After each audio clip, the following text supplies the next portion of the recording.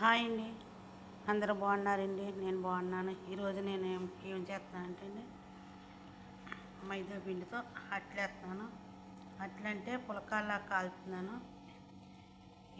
ఇందులోని ఇదిగోండి చూడండి, ఇలా కలుపుకున్నాను. పిండి కలుపుకొని ఒక ఒక అరగంట ఉంచాను. దీంట్లోని నల్ల నువ్వులు, తెల్ల నువ్వులు, సోపు గింజలు వేసా. ఒక చెంచాడేమో వేస్ట్ వేసాను. 2 చెంచాలు పంచదార, రుచికి సరిపాటుగా సాల్ట్, కొంచెం నూనె వేసి పిసికాము. ఇలాగా ఉండల కింద చేసుకుని ఇలా చపాతీ కర్రతోని రుద్దుకుని ఇప్పుడు దీన్ని ఇలా కాలుస్తున్నాము. ఈ రొట్టెని ఇది బెజ్జాల గిన్నె మీద అన్నం వార్చుకునే బెజ్జాల గిన్నె మీద సౌండ్ కింద గ్యాస్ వెలుగుతుంది. అది కింద గ్యాసు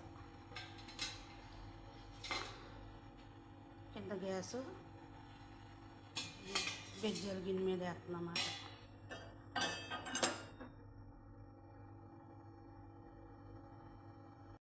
బెజ్జాల గిన్నె మీద ఈ రొట్టెలా వేసుకోవాలి. నూనె లేకోకుండా డైటింగ్ కొవ్వొసిన రొట్టెలు